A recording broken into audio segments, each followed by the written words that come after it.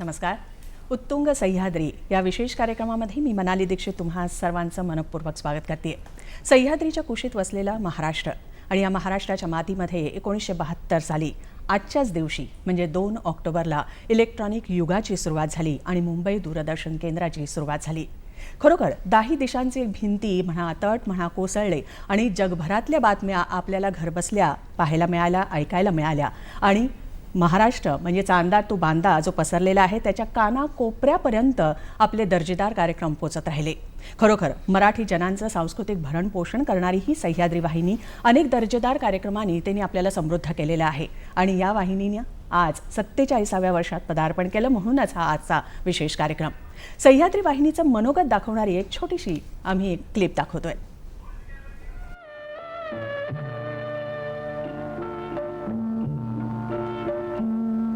महाराष्ट्रातील मुंबई इथं माझा जन्म 2 ऑक्टोबर 1972 रोजी झाला.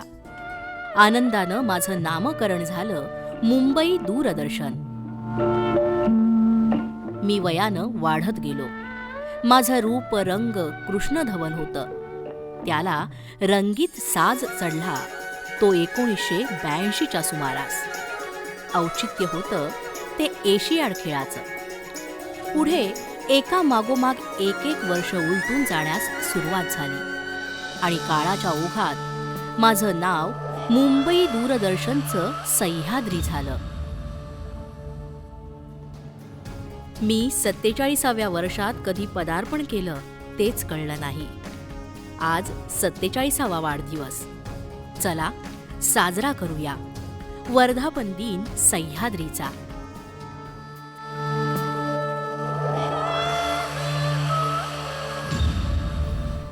अशी ही आपली सह्याद्री वाहिनी 47व्या वर्षामध्ये तिने पदार्पण केलेलं आहे. आणि आपण जेव्हा पडद्यावरती कार्यक्रम पाहत असतो एक टीमवर्क असतं पडद्यासमोर आणि पडद्यामागचे. असं सगळ्यांना आज आम्ही इथे आमंत्रित केलेलं आहे. त्यांच्याकडनं गतस्मृतीनं उजाळा देण्याचा एक छोटासा प्रयत्न आजच्या या विशेष कार्यक्रम उत्तुंग सह्याद्रीमधनं आम्ही करणार आहोत.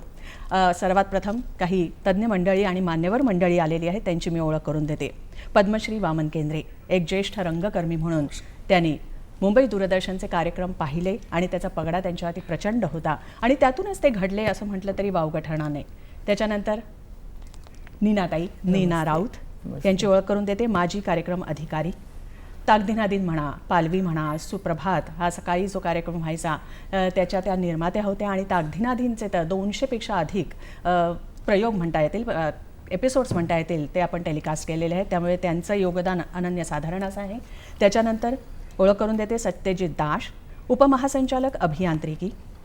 आत्ताच DD अवॉर्ड्सचं वितरण झालं. कालच त्याचं वितरण सोहळा झाला आणि DD अवॉर्ड्समध्ये खास करून मुंबई दूरदर्शन केंद्राला 4 पुरस्कार मिळालेले आहेत. त्यातला जो पुरस्कार होता बेस्ट मेंटेन्ड सेंटर म्हणून जे आहे तो सत्यजित दास उपमहासंचालक अभियांत्रिकी यांच्या योगदानामुळे आणि संपूर्ण अभियंत्यांच्या टीममुळेच हे शक्य झालेलं आहे. त्याच्यानंतर ओळख करून देते शैलेश श्रीवास्तव, निवृत्त सहाय्यक संचालक कार्यक्रम. हे जे DD अवॉर्डचं वितरण झालं त्यातला आणखीन एक पुरस्कार आपल्याला मिळालेला होता तो म्हणजे बेस्ट प्रोग्राम, उत्कृष्ट कार्यक्रम रंगोली हा त्यांचा जो कार्यक्रम आहे त्याला मिळालेला आहे. तुम्हा सगळ्यांचं मी नंतर अभिनंदन करणारच आहे. अभिनंदनासच पात्र आहात तुम्ही सगळेजण. त्याच्यानंतर ओळख करून देते संध्या पुजारी, बेस्ट रेव्हेन्यू अर्निंग सेंटर, उत्पन्न अधिकाधिक मिळवून देणारं केंद्र म्हणून मुंबई दूरदर्शन केंद्राचा पुरस्कार मिळालेला आहे. त्यामुळे प्रतिनिधित्व करण्यासाठी संध्या पुजारी इकडे आलेले आहेत. आणि कुठलाही कार्यक्रम आपण जेव्हा बघत असतो त्याच्यात जिवंतपणा आणण्यासाठी सेट नसेल तर त्याला काहीतरी कमी राहिलं आहे, काहीतरी खटकतं आपल्याला. तर सेट डिझायनिंग सगळ्यात महत्त्वाचं असतं. कला दिग्दर्शक म्हणून आपल्यासोबत उपस्थित आहेत राजेंद्र फरांडे. तेव्हा सगळ्या मंडळींचे आपण बातचीत करणारच आहोत. सह्याद्री वाहिनीला उत्तुंग करण्यासाठी या सगळ्यांचं योगदान आहे. आणि DD अवॉर्ड संदर्भात जर का बोलायचं झालं तर 2002 सालापासून दूरदर्शनची जी केंद्र आहेत त्या केंद्रांमध्येच हा DD अवॉर्ड म्हणजे ही स्पर्धा होते आणि त्यातनंच अवॉर्डचं वितरण होतं, पुरस्कार वितरण सोहळा होतो जो कालच झाला 2017 आणि 18साठी. खास करून उल्लेख करायचा म्हणजे अतिरिक्त महासंचालक कार्यक्रम MS थॉमस सर यांचं अनन्यसाधारण असं योगदान आहे आणि त्यामुळेच अशा प्रकारे DDला मुंबई दूरदर्शन केंद्राला DD अवॉर्डपैकी 4 पुरस्कार मिळालेले आहेत ज्याचं वितरण सोहळा कालच झालेला आहे. थोडीशी क्षणचित्र आपण पाहूया या DD पुरस्कार वितरण सोहळ्याची. Awards 2018 category best revenue earning केंद्र. बेस्ट रेवेन्यू अर्निंग केंद्र के लिए अवार्ड प्रदान किया जाता है DDK मुंबई को. Entire credit of this award goes to the dedicated team of Doordarshan Mumbai. और अवार्ड प्राप्त करेंगे additional director general Shri MS Thomas. Mumbai केंद्र के ADG MS थॉमस ये पुरस्कार ग्रहण कर रहे हैं.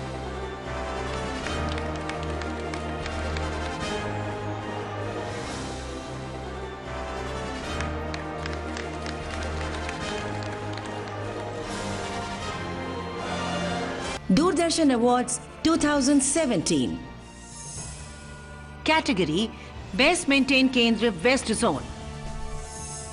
अत्यंत उन्नत एवं अत्याधुनिक टीवी स्टूडियो के अनुरक्षण, प्रसारण एवं रखरखाव हेतु दूरदर्शन केंद्र मुंबई को बेस्ट मेंटेन केंद्र के पुरस्कार से सम्मानित किया जाता है.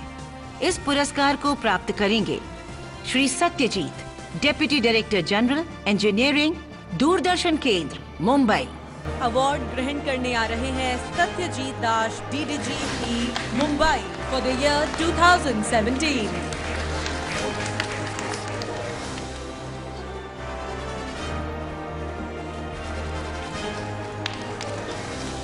दूरदर्शन awards 2018 category film based programme.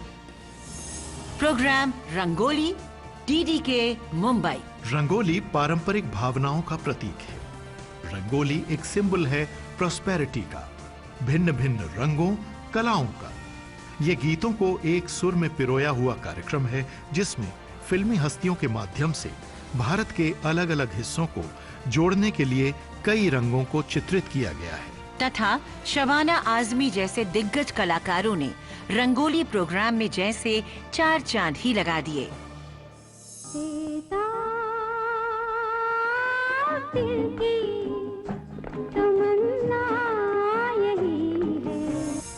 इस प्रोग्राम के लिए अवार्ड प्राप्त करने आ रही हैं DDK मुंबई से डॉक्टर शैलेश श्रीवास्तव. अवार्ड ग्रहण करने आ रही हैं डॉक्टर शैलेश श्रीवास्तव मुंबई से.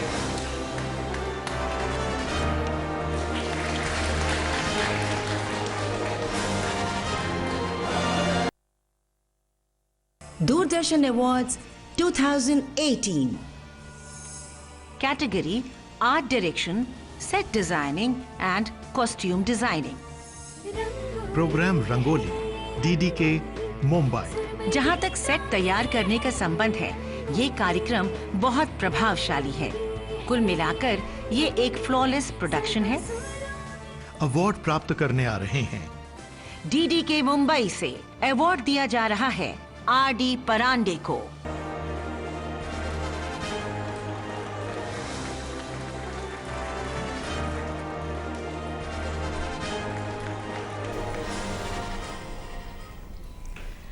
DD अवॉर्ड वितरण सोहळ्याची काही क्षणचित्र आपण पाहिली आणि खरोखरच अभिमानानं सांगण्यासारखीच ही गोष्ट आहे. मुंबई दूरदर्शन केंद्राला 4 पुरस्कार मिळाले आणि हे 4 मानकरी इथे आहेत. खूप खूप अभिनंदना असेच पात्र आहेत आणि त्यांचा यथोचित आता आपण सन्मान करणार आहोत. मी वामनजी तुम्हाला विनंती करते की दाश सर जे आहेत त्यांचा तुम्ही सत्कार करावा. आपण एक ट्रॉफी देतोय या मानकऱ्यांना. सत्यजित दाश उपमहासंचालक अभियांत्रिकी बेस्ट मेंटेन्ड केंद्र म्हणून कालच पुरस्कार मिळालेला आहे. पुरस्कार वितरण सोहळ्याची आपण क्षणचित्रही पाहिली. ट्रॉफी आणि श्रीफळ देऊन त्यांचा सत्कार करतोय. बहुत बहुत स्वागत. पुन्हा एकदा सांगते, हे टीम वर्क आहे. अभियंत्यांच्या सगळ्या टीमलाच त्यांचंच खूप खूप कौतुक मनापासून करतोय. नंतर शैलेश श्रीवास्तव निवृत्त सहाय्यक संचालक कार्यक्रम यांचा देखील यथोचित सन्मान आपण करणार आहोत ट्रॉफी आणि श्रीफळ देऊन. बेस्ट प्रोग्राम रंगोली या त्यांच्या कार्यक्रमासाठी अभिनंदन. हा पुरस्कार मिळाला. खूप खूप अभिनंदन शैलेशजी. त्याच्यानंतर मी नीनाताई यांना विनंती करते की त्याने संध्या पुजारी यांचा यथोचित सत्कार करावा. एक ट्रॉफी आणि श्रीफळ देऊन आपण त्यांचा सत्कार करत आहोत. निर्माती संध्या पुजारी. पुन्हा एकदा दर्जेदार कार्यक्रम, अभियंत्यांची अख्खी टीम पडद्यावर पडद्यामागे काम करते. म्हणूनच मुंबई दूरदर्शन केंद्राला हा सोन्याचा दिवस पाहायला मिळतोय. 4 पुरस्कार मिळालेले आहेत. त्याच्यानंतर राजेंद्र फरांडे कला दिग्दर्शक यांना देखील बेस्ट सेट डिझायनिंगचा पुरस्कार मिळालेला आहे. नीनाताई त्यांचा देखील यथोचित सत्कार करतायत.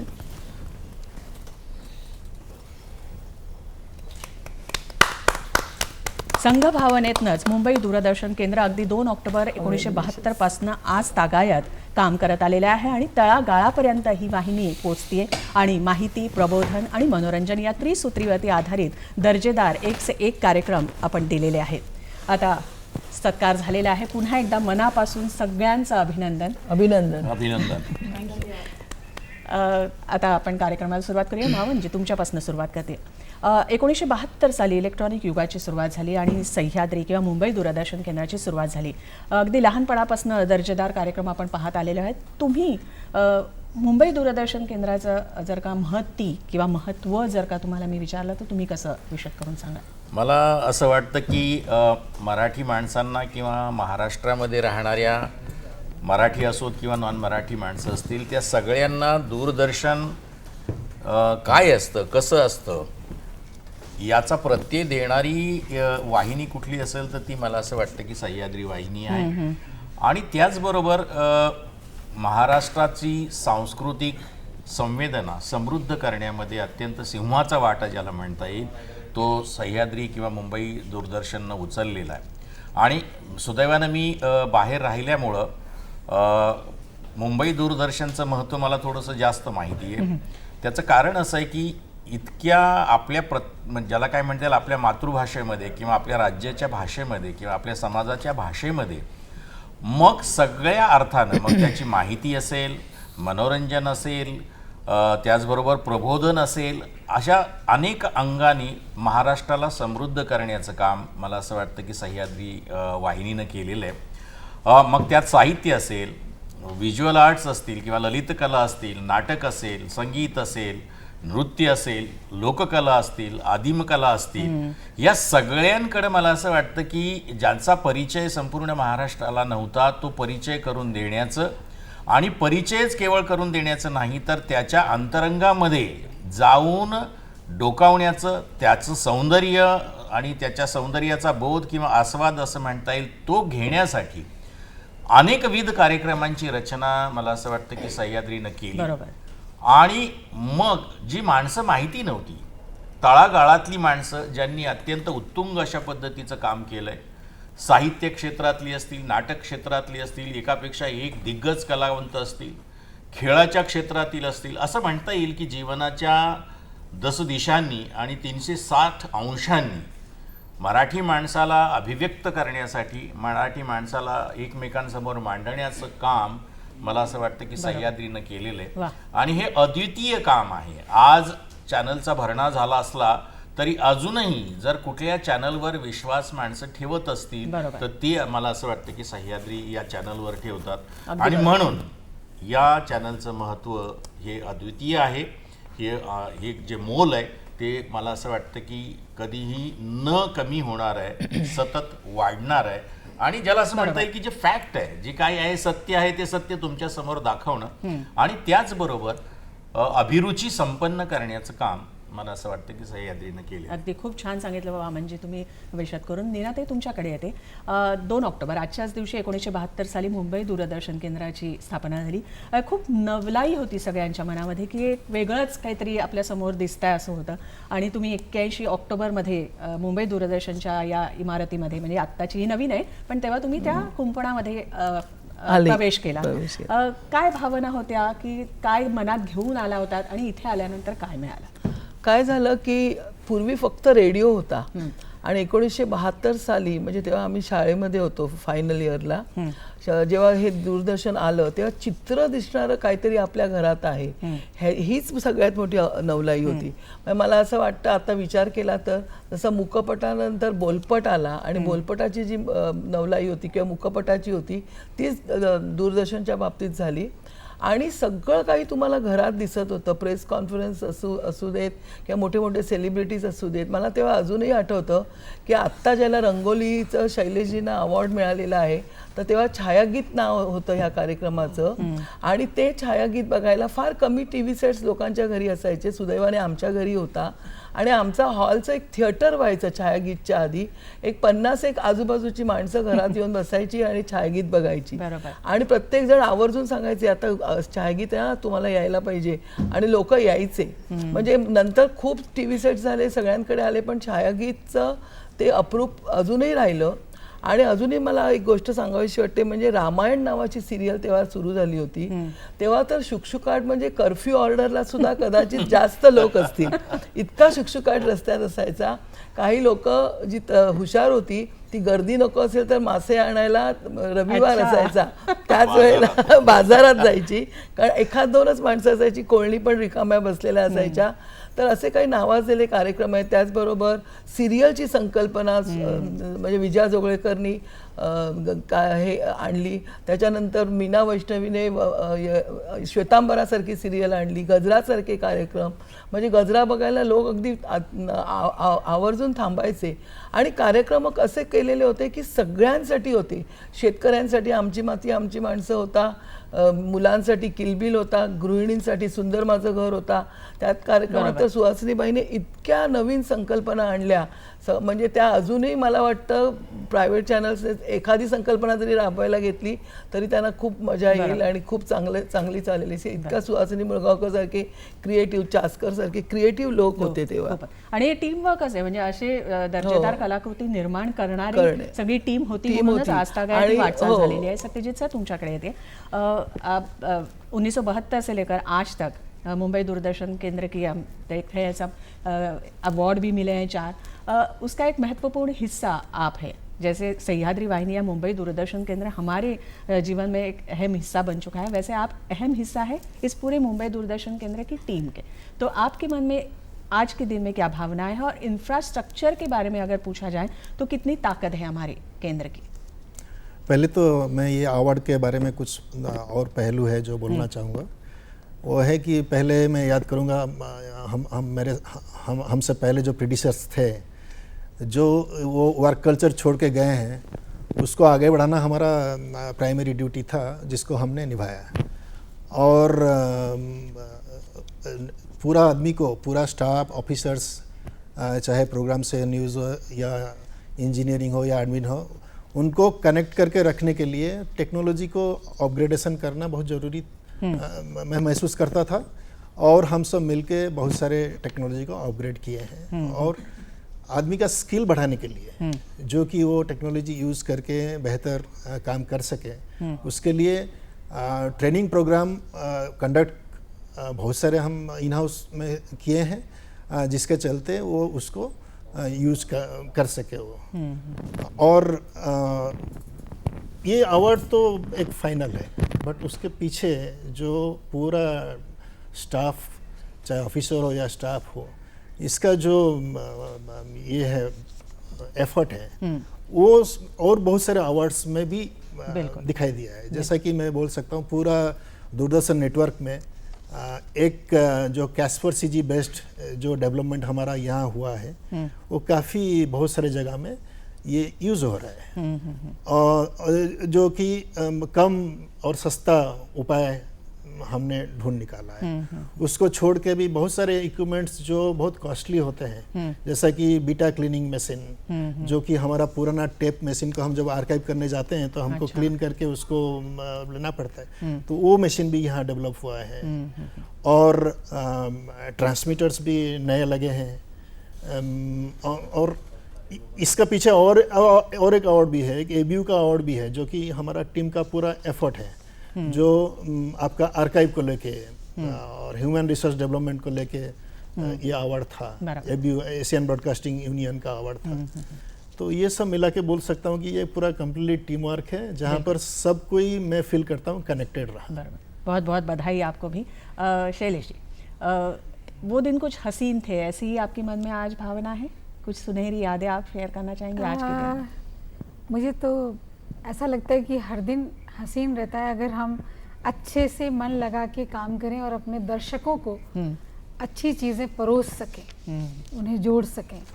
मेरे हिस्से में रंगोली रही और नेशनल प्रोग्राम ऑफ म्यूज़िक और डांस, जो बहुत हमारा आइकॉनिक प्रोग्राम है। तो मैंने अपने विजन से, अपने विचार से उसको दूरदर्शन के मुताबिक बनाने की कोशिश की, विजुअली उसको काफ़ी रिच किया और रंगोली को दर्शकों का इतना प्यार मिला और हमारी इतनी प्यारी टीम रही, इंजीनियर्स, हमारे सेट के लोग, सभी जो भी हैं, वो जो सम्मान मिला है वो सबका है, दर्शकों का है, हमारी टीम का है, मैं अकेले नहीं कर सकती हूँ। तो जब मुझे रंगोली दी गई तो मैंने सोचा कि फिल्मी गीतों से हम वैसे भी जुड़ते हैं क्योंकि उसके शब्द अच्छे होते हैं, उसके भाव अच्छे होते हैं, उसके स्वर अच्छे होते हैं, मगर हम उसमें और क्या डालें कि लोग और उससे जुड़ें, क्योंकि हमें बिजनेस भी लाना था, टीआरपी में भी आना था, इतने सारे चैनल अब तो हो गए हैं, कंपटीशन बढ़ गया है।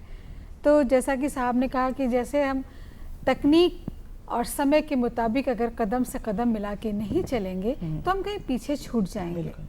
तो मैंने इन तमाम बातों का ध्यान रखा। हमारी लेखिका, हमने मार्केट की लेखिका को लिया और तो इस तरीके से वो विदेश के भी दर्शक उससे जुड़े रंगोली से। अच्छा। आज तो ज़माना काफ़ी इंटरनेट का है, कोई कहीं से भी जुड़ सकता है।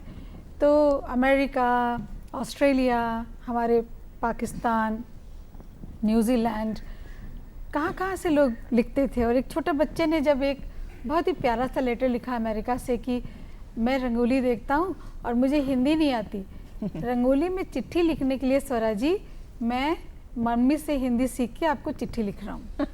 और फिल्म की मार्केट की जो एक्ट्रेस रहीं उनको हम रंगोली मिलाए, क्योंकि अगर आप पीछे से देखें इससे आइकॉनिक प्रोग्राम हेमा जी ने किया, शर्मिला जी ने किया। तो मैंने कहा कि हम जब मेरे पास आई है तो मैं स्वरा को लाई, नीतू चंद्रा को लाई, सुरवीन चावला को लाई, कोशिश करनी चाहिए क्योंकि हमारा ये कैनवास बहुत ही खूबसूरत है। बिल्कुल सही कहा। जहाँ हम संस्था में नोकरी करते हैं। संध्या जी, एक छोटंसं रोपटं जेव्हा वटवृक्ष बनतो आणि त्यातनंच दर्जेदार कार्यक्रमांची निर्मिती होते, उत्पन्न सगळ्यात महत्त्वाचं असतं। बेस्ट उत्पन्न मिळवून देणारं केंद्र म्हणून अवॉर्ड मिळालेला आहे। तर उत्पन्न मिळवण्यासाठी जेव्हा तुम्ही एजन्सीजकडे जाता तर कशा प्रकारचं आव्हानांचा तुम्हाला सामना करावा लागतो आणि कशा प्रकारे मेहनत केली आणि त्या मेहनतीचं फळ आता तुम्हाला मिळालं, काय सांगाल? जसं नीनाताईंनी सांगितलं किंवा सरांनी सांगितलंय की उत्तम कार्यक्रम तेव्हा होत गेले, त्याचा अजूनही म्हणजे वारसा आम्ही जपत आहोत। जेव्हा आम्ही ॲडव्हर्टायझर्सकडे जातो, प्रेक्षक जेव्हा आमच्याशी जुडलेला असतो, तो प्रेक्षक जेव्हा जुडलेला असतो ते ॲडव्हर्टायझर्स बघतात आणि त्याच्यामुळे तोही विश्वास आमच्यावर ठेवून आम्हाला त्याची उत्पन्न मिळतं, म्हणजे रेव्हेन्यू जनरेट होतो। तर म्हणजे हा विश्वास जो आहे म्हणजे दर्जेदार कार्यक्रमात तेव्हापासून आत्तापर्यंत ते केवळ विश्वासामुळेच आम्हाला ही म्हणजे रेव्हेन्यू मिळतो, एवढंच। राजेंद्रजी, तुमच्याकडे येते। तुमची कारकीर्द दूरदर्शनपासून एक मंच सहाय्यक म्हणून 86 पासून सुरुवात झाली आणि त्यानंतर आता कला दिग्दर्शक म्हणून तुम्ही काम बघताय आणि तुमच्या मेहनतीचं फळ मिळालेलं आहे। बेस्ट सेट डिझायनर म्हणून तुम्हाला मिळालेलं आहे। तर एका सेटचं महत्त्व आम्हाला माहिती आहे, कारण सेट जर का उत्कृष्ट नसेल तर ते कुठेतरी कमतरता उणीव भासते आम्हाला। तर कुठल्या कुठल्या पैलूंकडे तुम्हाला लक्ष द्यावं लागतं, किती आव्हानं असतात, कसा विचाराची संपूर्ण प्रक्रिया कशी असते? त्याच्यामध्ये सर्वात पहिली मी नोंद अशी करेन की माझी सुरुवात ही दूरदर्शनमध्ये 27 फेब्रुवारी 1986 मध्ये कला सहाय्यक म्हणून झाली। तेव्हा जे कामाची पद्धत होती, आत्ताच्या कामामधली पद्धत ही खूप तफावत आहे। आता म्हणजे हे जग एकदम फास्ट झालेलं आहे। आणि सर्वप्रथम मी जे डीडी अवॉर्ड मिळालं त्याविषयी सांगू इच्छितो की जो डीडी अवॉर्ड मिळालेला आहे हा माझा एकट्याचा नसून माझ्या सिनिकमधले माझे जे कलिग्स आहेत, माझे रिसोर्स पर्सन आहेत, यांचं जास्त करून कॉन्ट्रीब्युशन आहे। त्याच्यामध्ये कार्पेंटर आले, पेंटर आले, या सर्व टीमने मिळून जो रंगोली प्रोग्रामचा आम्ही जो सेट बनवलेला आहे।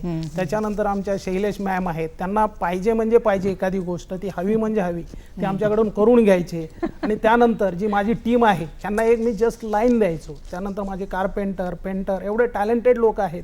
माझ्या सेक्शनला, की मी अभिमानाने सांगतो की हा जो माझा अवॉर्ड मिळालेला आहे हा माझा एकट्याचा नसून माझी जी टीम वर्क आहे त्यांना मिळालेला आहे. त्याच्यानंतर जी माझी कारकीर्द अशी सुरू झाली, माझे तसं बघितलं तर गुरु हे गोरखनाथ कडू की जे कला निर्देशक होते ते आज नाही आहेत, सेवानिवृत्त झालेले आहेत, पण त्यांनी जो माझ्यावरती विश्वास ठेवला, माझे वरिष्ठ अधिकारी या दूरदर्शनमधले शिवाजी फुलसुंदर आहेत, जसे आता थॉमस सर, नंतर जयू भाटकर यांनी विश्वास ठेवून मला ती जबाबदारी दिली, ती आज तागायत मी पेलू शकलो ते म्हणजे माझ्या टीममुळे. बरोबर. कारण जर माझी टीम व्यवस्थित असेल तर मी व्यवस्थित आहे. काही काही वेळेला बरेच असे प्रसंग येतात की प्रोड्युसर म्हणा किंवा वरिष्ठ म्हणतात नाही आम्हाला अर्ध्या तासामध्ये हे काम हवं आहे, पण ते माझे टीम करते, मी फक्त त्यांना एक गाईडलाईन देतो. त्यामुळे हे जे काय माझं श्रेय आहे, जे आज मला जो पुरस्कार मिळाला हा माझा नसून माझ्या कलिगचा आहे. त्याच्यानंतर माझे केदारी फडके म्हणून एक ते रिटायर झाले, तो एक मेहनती माणूस होता. आता ते जसे आमचे महेंद्र वैद्य आहेत, प्रसाद कोळे आहेत, म्हणजे बरेच लोक मला सहकार्य करतात. त्याच्यामुळे मी या पुरस्काराला पात्र ठरलो म्हणा किंवा काय जे आहे. आणि त्यात म्हणजे मी जो माझा विश्वास ठेवला माझ्या ऑर्गनायझेशनवरती, माझ्या कामावरती, त्याची मला पोचपावती मिळाली. त्यामुळे मला खूपच आनंद होतो. मी गावावरून आलेला माणूस आहे, गावावरून आलो, माझ्या बहिणीकडे राहिलो, माझ्या भाऊजींकडे राहिलो, का माझ्या इथे स्वतःचं काही अस्तित्व नव्हतं, पण हे दूरदर्शनने मला भरपूर घडवलं. अगदी बरोबर. म्हणजे आता आपण जी चर्चा करतोय आणि एकंदरीतच आपण 72 पासनेचा जर का प्रवास बघितला, खरोखर एक दर्जेदार कार्यक्रमांची मक्तेदारी 1972 पासून अगदी 2019 पर्यंत सह्याद्री वाहिनीने जपून ठेवलेली आहे आणि प्रत्येकाच्या मनामध्ये ते दर्जेदार कार्यक्रम आजही आहेत. म्हणजे त्यांच्या ट्यून्स म्हणा किंवा काही एखादा कलाकार म्हणा, एखादी कलाकृती म्हणा, आजही बोलत असताना नीनाताई म्हणा किंवा कुठलाही स्टाफ जो मेंबर असेल तो बोलताना आवर्जून त्याचा उल्लेख करत असतो. पाहूया एक ध्वनी चित्रफित दूरदर्शन केंद्राबद्दल. आज 2 ऑक्टोबर दूरदर्शन मुंबईचा वर्धापन दिन. आपल्या या यशस्वी वाटचालीत दूरदर्शन मुंबईनं जनप्रसारण क्षेत्रात आपला अनोखा ठसा उमटवला आहे.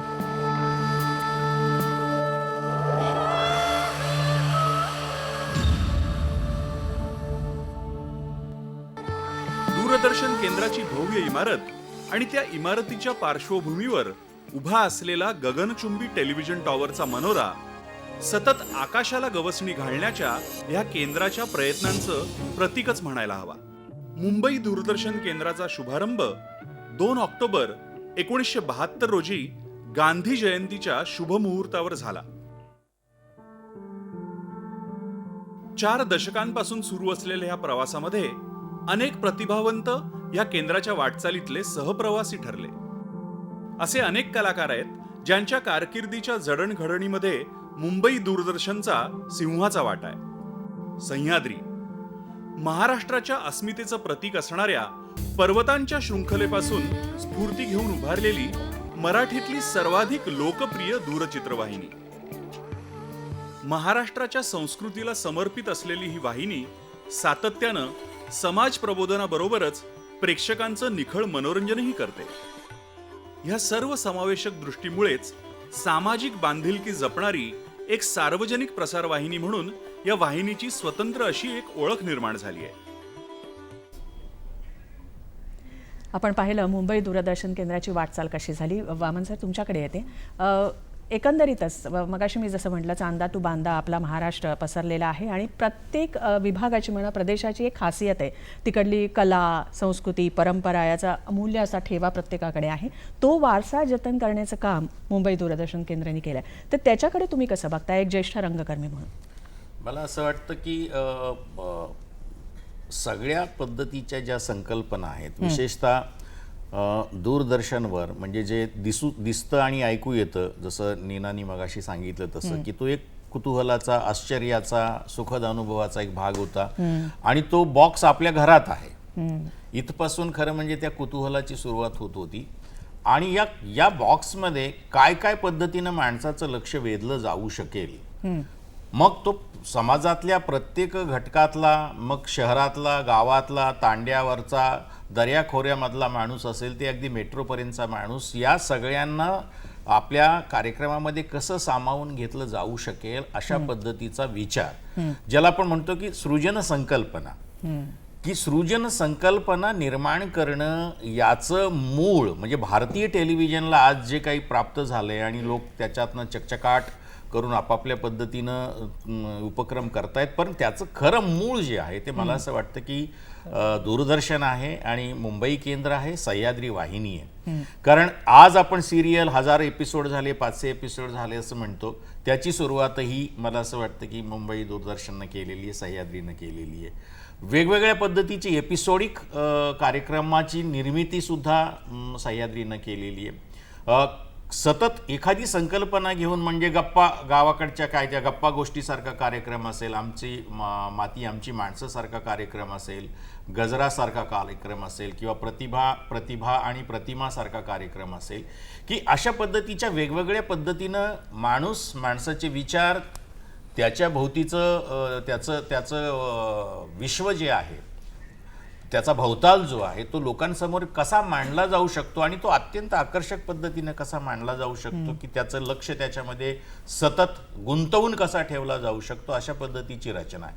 पुन्हा ऑकेजनल प्रोग्रामिंग ज्याला आपण असं म्हणतो की दिवाळी आली, दसरा आला, नववर्षाची सुरुवात झाली किंवा पंचमी आली किंवा क्रिसमस आला किंवा ईद आला, या सगळ्या पद्धतीच्या कार्यक्रमांची ज्याला जगण्याशी त्याची नाळ सतत जोडण्याचा जो विचार आहे उपक्रमांमध्ये कार्यक्रमांमध्ये, तो मला असं वाटतं की तोही विचार आपल्याला दूरदर्शन आणि सह्याद्रीनं दिलेला आहे. आज किती जरी आपण असं म्हणत असू की खूप चॅनल आलेले आहेत आणि ते खूप कमर्शियली किंवा वेगवेगळ्या पद्धतीनं त्याचं मार्केटिंग केलं जात आहे, पण एक जनतेनं किंवा सरकारनं जनतेसाठी चालवलेलं चॅनल असं म्हटल्यानंतर, वाहिनी असं म्हटल्यानंतर त्याच्या जाहिरातीच्या त्याच्या मार्केटिंगच्या सुद्धा मर्यादा असतात. कारण इथे एका मर्यादेच्या बाहेर जाऊन तशा पद्धतीचं मार्केटिंग करता येत नाही.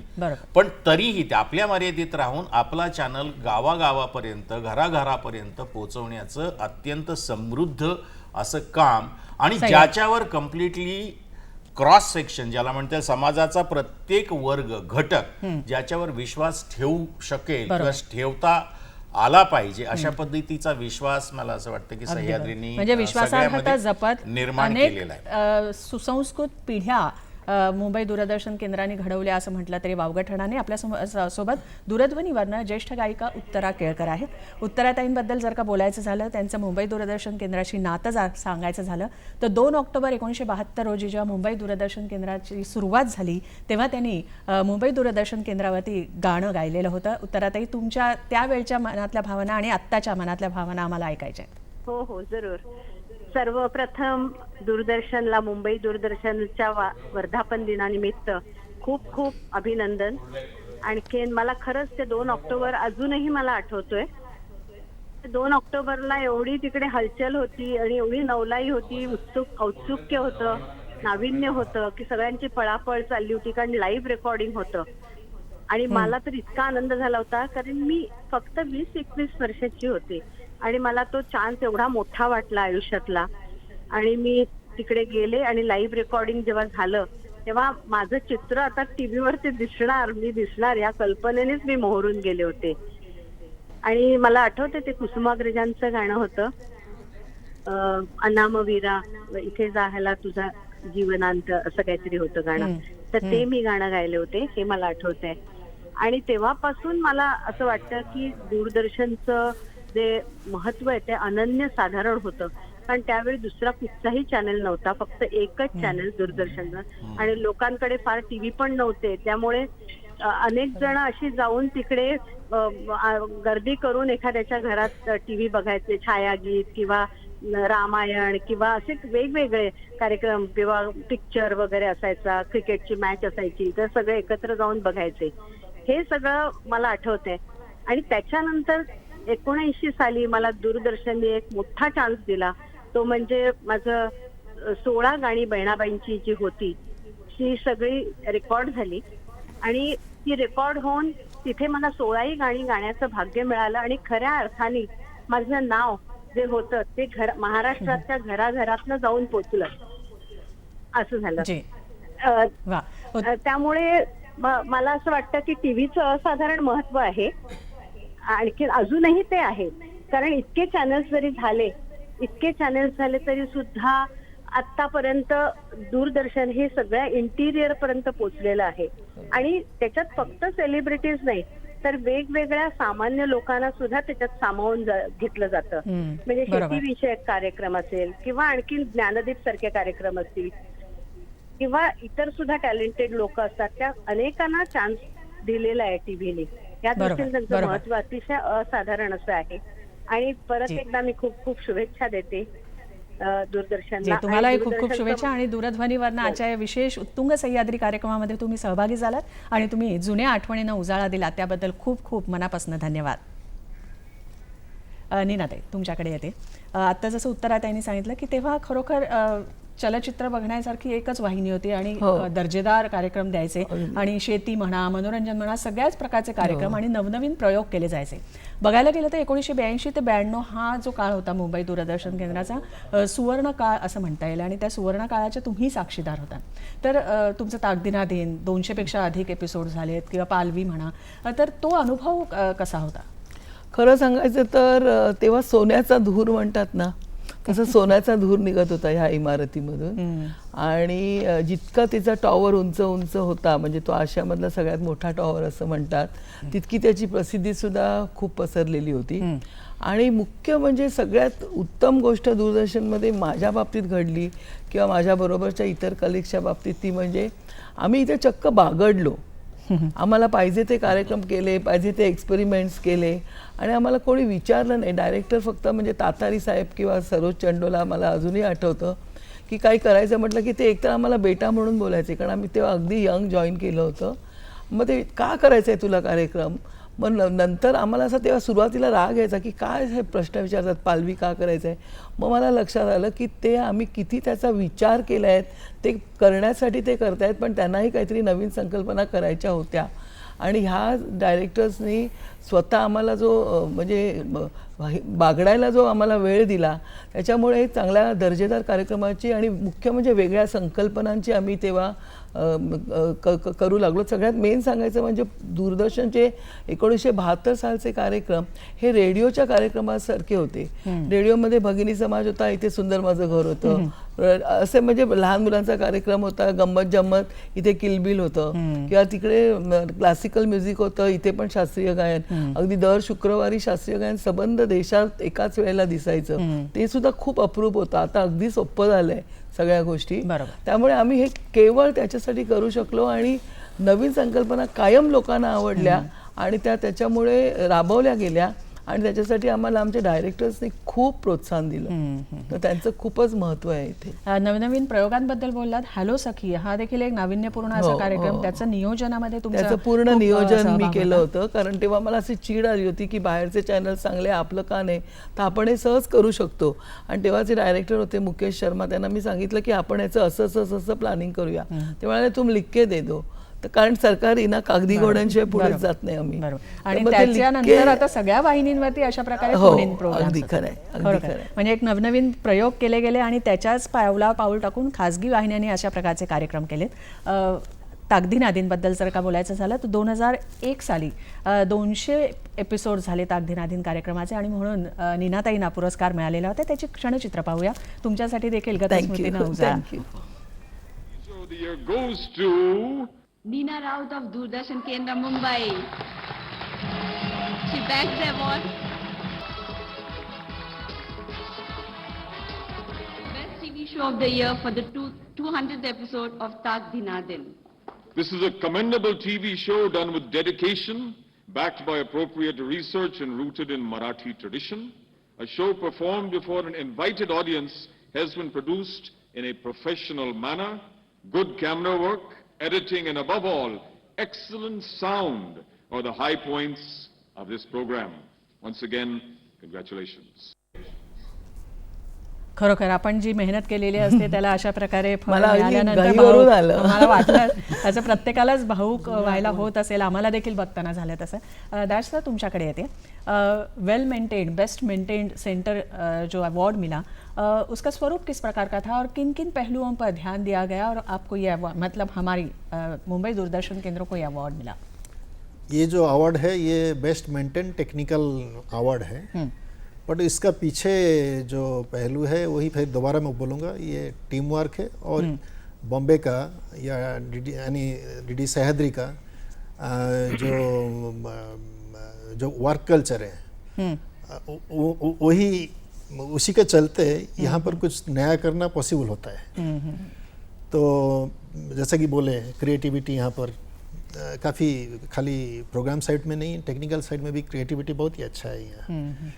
तो मैं एज मैनेजर मैं मानता हूँ हमारा जितना हम एज मैनेजर हम जो स्टाफ लोगों का जो आइडिया मिलता है उसका हम मैनेजमेंट करते हैं। बेसिकली सबका सुन के फिर जो आइडिया कैन बी इम्प्लीमेंटेड, जो कर सकते हैं उसको हम आगे बढ़ के इम्प्लीमेंट करते हैं। तो बेसिकली ये तो आइडिया जो भी है आइडिया होता है वो सब स्टाफ से ही आता है। और बहुत सारे हमारा स्टाफ हैं जो इसको पॉसिबल कराए हैं, और बहुत सारे स्टाफ हैं जो बैकग्राउंड में काम करते हैं, साइलेंटली काम करते हैं, सामने पता भी नहीं चलता है। जैसा एक दो नाम अगर लूँ तो सुमंत नितिन है जो कि बैकग्राउंड में ये जो हमारा यहाँ आईटी इंफ्रास्ट्रक्चर क्रिएट हुआ है उसका पीछे उनका बड़ा हाथ है। और ऑल इंडिया बेसिस में अगर देखा जाए तो ये बहुत सारे हमारा एडी हैं, एईज हैं, जो कि इवन हमारा जो ओबी अभी कवरेज करता है वहाँ पर भी बहुत सी डेडिकेटेड स्टाफ्स हैं पूरा। और बाकी जो है बेसिकली होल चीज़ देखेंगे तो ये करते करते हमारा अपना एक पर्सनल डेवलपमेंट भी होता है। सो बेसिकली मैं मानता हूँ कि ये ह्यूमन रिसोर्स डेवलपमेंट ही है जिसका ऊपर हम काफ़ी स्ट्रेस दिए हैं, काफ़ी डिस्कस किए हैं।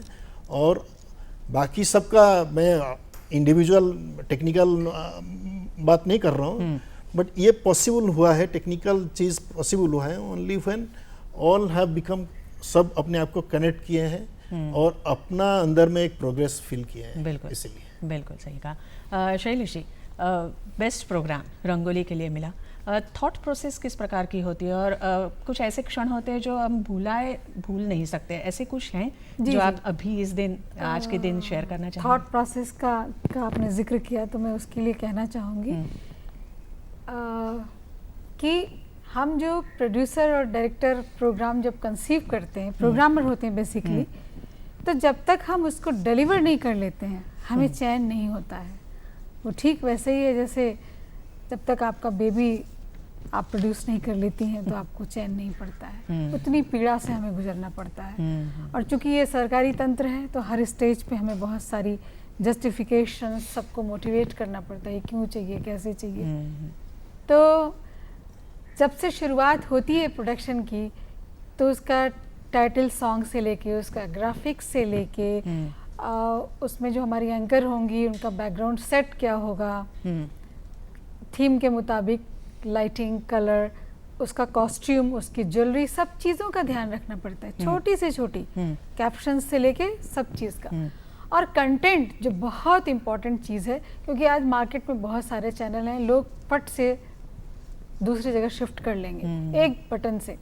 तो कैसे आप बांध के रखें, स्क्रिप्ट कसी होनी चाहिए, कुछ नई बात होनी चाहिए, तब लोग आपसे जुड़ेंगे, नहीं तो नहीं जुड़ेंगे। तो ये हमारी पहली जिम्मेदारी होती है जिस पे हमें बहुत काम करना पड़ता है। और सफलता उसी बात की मिली है। मुझे तो खुशी हुई जब पता चला, क्योंकि कई वर्षों से तो ये सम्मान हो ही नहीं रहे थे, अभी हुए तो अच्छा लगा। और हमें एक इत्तेफाक रहा कि मुझे हमारे संस्था के अच्छे अच्छे लोगों के साथ काम करने का जो अनुभव रहा, तो वो अनुभव जो प्रकाश देता है उससे हम आगे बढ़ते हैं। मुकेश शर्मा साहब थे यहाँ पे जो बहुत ही डायनामिक थे, वो किसी चीज़ में कॉम्प्रोमाइज़ नहीं करते थे। तो ये एक बहुत अच्छी बात रही। दिल्ली में मैं रही, वहाँ भी हमारे बहुत अच्छे रहे। और इंजीनियर्स के जो हेड रहे वो भी बहुत सपोर्टिव रहे, क्योंकि मैं उनको जाके मुझे ऐसा चाहिए तो चाहिए, क्यों चाहिए वो भी बताती थी। तो इसलिए सब कहते थे बाप रे ये जो कह रही है वो खरीद देना ही। सो सब लोग इरिटेट हो रहे थे, बट अब अच्छा लगता, अब यूज्ड टू हो गए थे मेरे। ये आप जैसे कई प्रोड्यूसर जो थे परफेक्शनिस्ट थे, इसीलिए आज तक महाराष्ट्र में की संस्कृति को जब जाना, बहुत समृद्ध है हमारी संस्कृति यहाँ की। तो हमने एक ट्रेवल शो किया था, केसरी संगे चला फिरुया, बहुत हिट था वो। संध्या जी को मैं वॉइस करवाती थी, ये बोलती थी नहीं, फिर हमने कहा नहीं, फिर बाद में ये पहले हमारी मीना पांसारे चैनल की वॉइस रही मीना जी के ज़माने में, फिर अब वो संध्या जी यहाँ की हुई। और हम ट्रेंड सेटर हैं मनाली, मैं आपको बताना चाहूँगी, दूरदर्शन इज़ ऑलवेज ट्रेंड सेटर। बिल्कुल, हम सेवक हैं, हम चकाचौंध नहीं पैदा करते हैं, हमारे पास इतना है नहीं। तो जो सेवा है, हमने एक से बढ़ के एक इवेंट्स किए, हिरकनी, नवरत्न, यूनिसेफ का, जो भीड़ में पीछे है उसको हम आगे लाते हैं। बिल्कुल सही। दिनादिन जो इन्होंने किया, वो दूसरा चैनल ने ये टाइटल भी ले लिया, for your kind information. I can say here proudly, it's proud for us. Sandhya ji, तुमच्याकडे येते, बेस्ट रेव्हेन्यू अर्निंग सेंटर म्हणून मुंबई दूरदर्शन केंद्राला अवॉर्ड मिळालं. हे सातत्य राखण्यासाठी एक मोठं आव्हान आता तुमच्यासमोर असेल, तर कशा प्रकारे काही भविष्यातले प्लॅन्स आहेत का, कशा प्रकारे नियोजन केलं जात आहे की जेणेकरून जास्तीत जास्त उत्पन्न आपल्या केंद्राला मिळेल आणि त्यातूनच दर्जेदार कार्यक्रम अगदी तळागाळापर्यंत पोहोचतील? सर्वात प्रथम आत्ता DD फ्री डिश जी आहे ती एकदम ग्रामीण भागात पोचलेली आहे. 40 ते 50% मला वाटतं DD फ्री डिश ग्रामीण भागात आहेत आणि त्याची संख्या वाढतच चालली आहे. म्हणजे लोकांचा दूरदर्शनच्या कार्यक्रमांवरती विश्वास आहे, आदर आहे. त्यामुळे जसा विश्वास वाढतो तसा ॲडव्हर्टायझर्स आमच्याकडे येतात, कारण तो TRP मध्ये आला कार्यक्रम की त्यांना वाटतं चला दूरदर्शनची कुठेतरी म्हणजे आपण हे ॲडव्हर्टायझिंग करायला पाहिजे, जेणेकरून ग्रामीण भागात आम्ही पोचू. हे मेन जे आहे, म्हणजे जसं आम्ही मार्केटिंग इतर चॅनल सारखं करू शकत नाही, सरांनी ऑलरेडी त्याच्याबद्दल सांगितलेलं आहे की जे आम्ही मूल्य म्हणजे त्याचं हे ठेवून आपण कार्यक्रमाचं जे मार्केटिंग असतं त्या बाहेरच्या चॅनलप्रमाणे आपण करू शकत नाही. पण कसं ते आता नवीन कार्यक्रम जसे गजरा किंवा प्रतिभा आणि प्रतिमा, तेव्हा जे नावाजलेले कार्यक्रम आहेत ते पुन्हा सुरू होत आहेत, त्याचं पुन्हा निर्मिती होते आणि ते लवकरच प्रेक्षकांसमोर येणार आहेत. म्हणजे 2 ऑक्टोबरपासून, आजपासूनच आमचा फिक्स पॉईंट चार्ट जो असतो, जो कार्यक्रमाचा जो हे असतो तो बदललेला आहे. तेव्हा लोकांनी जशी त्यावेळीची दाद दिली होती तशी यावेळी पण तशीच दाद द्यावी, जेणेकरून ॲडव्हर्टायझर्स आमच्याकडे परत यावेत. जसं अजूनही आहेत, पण त्या कार्यक्रमाची जशी हे होती म्हणजे संकल्पना होती त्याचप्रमाणे आत्ताही केलेली आहे ती संकल्पना, आणि तशीच दाद आम्हाला प्रेक्षकांनी द्यावी हीच त्यांच्याकडे मागणी आहे आज. आणि असे दर्जेदार कार्यक्रम आम्हालाही म्हणजे माझ्यासारख्या प्रेक्षकांना देखील बघायला खूप आवडतील आणि नक्की हा दर्जा राखला जाईल हा विश्वास आहे. राजेंद्रजी, तुमच्याकडे येते. मगाशी सेटचं महत्त्व किंवा महती आपण बघितलीच. मंच सहाय्यक ते कला दिग्दर्शक हा जो तुमचा प्रवास होता, कशा प्रकारे काही अनुभव तुम्ही शेअर करू इच्छिता का, की जे अविस्मरणीय असे काही अनुभव क्षण असतील की अचानक जबाबदारी पडली आणि ती तुम्ही निभावलीत आणि मग तो समाधान, ते आनंद तुमच्या चेहऱ्यावरती आला असेल, असा काही एखादा अनुभव? जेव्हा मी जॉईन झाल्यानंतर आमचा स्टुडिओ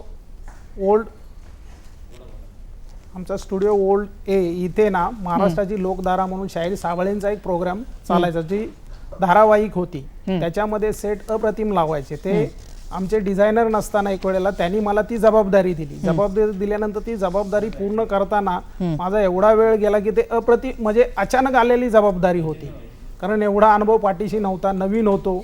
आणि त्यानंतर आता जशा नीना राऊत मॅडम बसलेल्या आहेत, त्यांचा 200वा प्रयोग जेव्हा आम्ही टॅरिसवरती सेट लावला, तो एक सेट लावताना मला अप्रतिम मेहनत करावी लागली. त्याच्यामध्ये आमचे कलागुण आहेत ते आम्हाला दाखवण्याचा एक चान्स मिळाला. म्हणजे हे सगळं करत असताना एक वेगवेगळे अनुभव घेत मी तिथून मग सेट सुपरवायझर झालो. सेट सुपरवायझर झाल्यानंतर ऑफिसच्या अधिकाऱ्यांनी मला कला निर्देशकाची एक जबाबदारी दिली आणि ती आजपर्यंत मी ती पेलत आहे. म्हणजे तसे भरपूर आमच्या याच्यामध्ये मराठी नाटकं चांगली झाली. त्यानंतर परत सापशिडी हा मोठा सेट एक लागला होता आमचा. त्याचबरोबर आत्ता सध्या नॅशनल प्रोग्रामसाठी आम्ही कारगिल एक शौर्यगाथा ही सैनिकांच्या वरती एक प्रोग्राम बनवला. नॅशनलसाठी आम्ही डान्स, म्युझिक यांचे मोठमोठे सेट लावतो. म्हणजे अशा भरपूर जबाबदारी घेताना एक बरंही वाटतं आणि समाधानही वाटतं. बरोबर. आपल्याला माहीतच आहे, मुंबई दूरदर्शन केंद्राचे कार्यक्रम जे असतात ते प्रत्येक प्रदेशाला धरून केलेले असतात. विदर्भाबद्दल जर का बोलायचं झालं तर विदर्भाचं प्रतिनिधित्व करण्यासाठी वेगवेगळे कार्यक्रम जे सादर केले जातात ते नागपूर दूरदर्शन केंद्राकडनं. त्यामुळे नागपूर दूरदर्शन केंद्रांचं अतुलनीय असं योगदान या मुंबई दूरदर्शन केंद्राच्या कार्यक्रम निर्मितीमध्ये आहे. त्याबद्दल नागपूर दूरदर्शन केंद्राबद्दल एक छोटीशी ध्वनिचित्रफीत पाहूया. शिक्षण, माहिती आणि मनोरंजनाचा वसा घेऊन 1982 साली नागपूर दूरदर्शननं मनोरंजनाच्या विश्वात पाऊल ठेवलं. 1982 साली नागपूर दूरदर्शनची स्थापना झाली आणि विदर्भातल्या लाखो जनतेच्या गळ्यातलं हे दूरदर्शन केंद्र ताईतच झालं.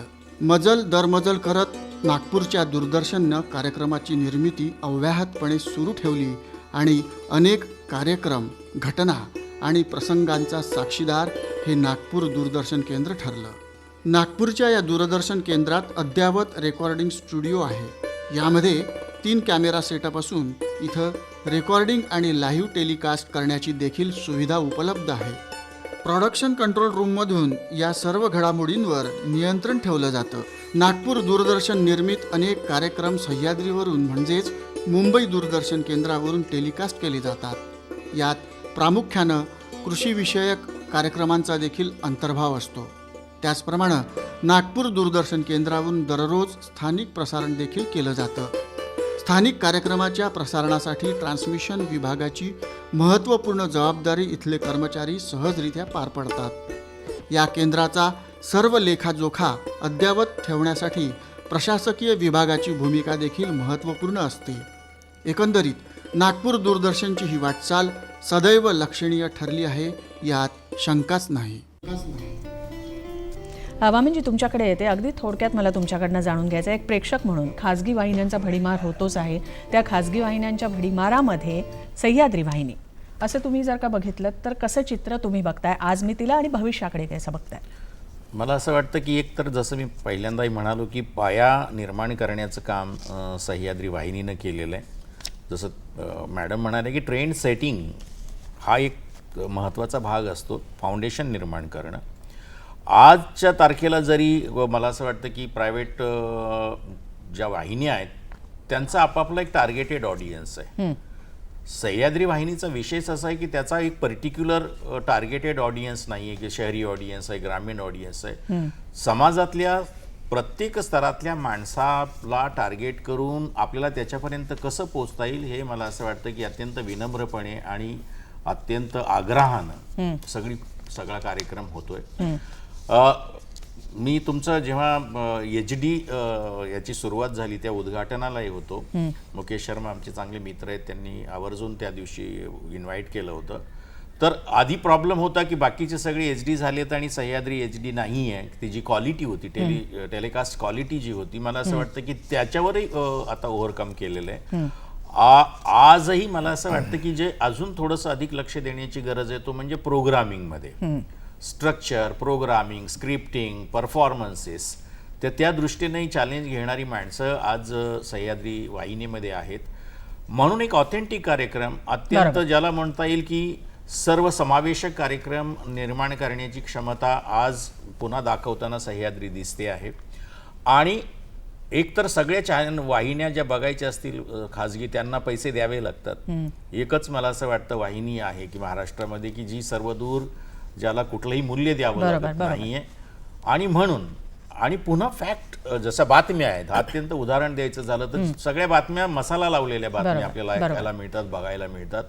आणि या ठिकाणी आपल्याला ज्या बातम्या बघायला मिळतात त्या ऑथेंटिक. सो ऑथेंटिसिटी हाच त्याचा आत्मा राहणार आहे आणि उत्तम प्रोग्रामिंग हा त्याचा आत्मा राहणार आहे. म्हणून भविष्य विश्वासार्हता जपली जाईल. जपली जाणार. अनिनाताई, शेवटचा प्रश्न तुमच्याकडे येते की काल, आज आणि उद्या असं बघताना मुंबई दूरदर्शन केंद्राकडे आणि त्यांच्या कार्यक्रमाकडे तुम्ही काय बघताय चित्र? काल तर तो अतिशयच पॉप्युलर होता. म्हणजे दुसरं काही वाहिनीच नव्हती. सह्याद्री नाव नंतर पडलं, मला आठवत होतं कार्यक्रम आम्ही केला तो, पण त्याला दूरदर्शन मुंबई असंच म्हणायचं. तो फारच पॉप्युलर होता. आजच्या मितीला कदाचित त्याचं लेवल थोडीशी वेगळी आहे, पण मला एवढं आवर्जून सांगावं असं वाटतं की आमची माती आमची माणसासारख्या कार्यक्रमात खरंच खेडेगावातल्या आणि गावातल्या लोकांसाठी असतो. फक्त गावरान भाषा बोलून किंवा अमुक एक प्रांताची भाषा बोलून तुम्ही त्या गावात पोचता असं नाही, चकचकीतच असतं बाकी सगळं. पण इकडे खरोखरच आमची मातीसारख्या कार्यक्रमातून तुम्ही गावाकडे जाता आणि तुम्हाला शेती आणि ह्या सगळ्या माहिती कळतात. त्याच्यानंतर उद्या मला असं वाटतं आता संध्याने जे सांगितलं की प्रतिभा आणि प्रतिमा आणि या सगळ्या गोष्टी परत सुरू होणार आहेत, तर ओल्ड इज गोल्ड म्हणतात, जुनं ते सोनं. त्यामुळे कदाचित उद्या हा परत त्या वरच्या ह्याला पोचेल असं वाटतं, शिगेला पोचेल असं वाटतं आणि लोकांना काय बघायला आवडेल. कारण शेवटी वामनजी जसं म्हणाले तसं फुकटात मिळालेलं एंटरटेनमेंट आहे, त्याची किंमत नसते, पण शेवटी लक्षात येतं की हेच लेकूरवाळ आहे आपलं. बरोबर, वा, खूप छान. जाता जाता वामनजी आणि नीनाताई तुम्ही आज इकडे आलात म्हणून आपण सत्यजित सर तुम्हाला मी विनंती करते की वामन केंद्रे यांचा तुम्ही सत्कार करावा. ते इथे आले आणि त्यांनी खूप छान आपल्याला माहिती दिली आणि एकंदरीतच सूचना दिल्या. सत्यजित दास वामनजींचा सत्कार करते. ट्रॉफी आणि श्रीफळ देऊन सत्कार केला जाईल.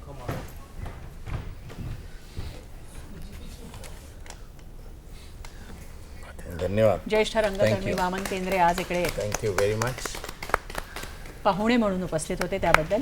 आणि नीनाताई यांचा सत्कार करण्यासाठी मी शैलेशजी तुम्हाला मी विनंती करते की त्यांनी खरं म्हणजे माझा सत्कार म्हणजे मला माहेरी झालेला सत्कार आहे. माहेरी मुली आलेल्या मुलीचा सत्कार करत नाही. Thank you so much. Oh my God, thank you.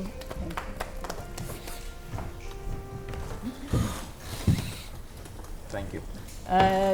जाता जाता शैलेश जी मैं तुम्हारा प्रश्न विचारें कि अंत में अभी प्रोग्राम के अंत में आप कुछ कहना चाहेंगी हमारे ऑडियंस को जो कि पूरे महाराष्ट्र के कोने कोने में हमारे प्रोग्राम्स को देख रहे हैं? जी, मैं आज के इस विशेष अवसर पे अपने दर्शकों को और श्रोताओं को धन्यवाद करना चाहूँगी कि आप अपना प्रेम ऐसे ही बनाए रखें और हम अपने प्रोड्यूसर्स और डायरेक्टर्स से ये कहना चाहेंगे कि कंटेंट पे बहुत ध्यान दें जिससे कि लोग जुड़ सकें और हम पहले जैसी जो भी नीना जी ने कहा कि वो स्वर्णिम युग था उस युग को दोहरा सकें और वापस ला सकें, क्योंकि मार्केटिंग की जो संध्या पे बहुत ज़्यादा जिम्मेदारी है कि मार्केट में जाएंगी तो ये क्या कहेंगी, कैसे लोग अट्रैक्ट होंगे, वो मद्देनज़र रखना बहुत ज़रूरी है और उस सब में बेसिक यूएसपी होती है कंटेंट की.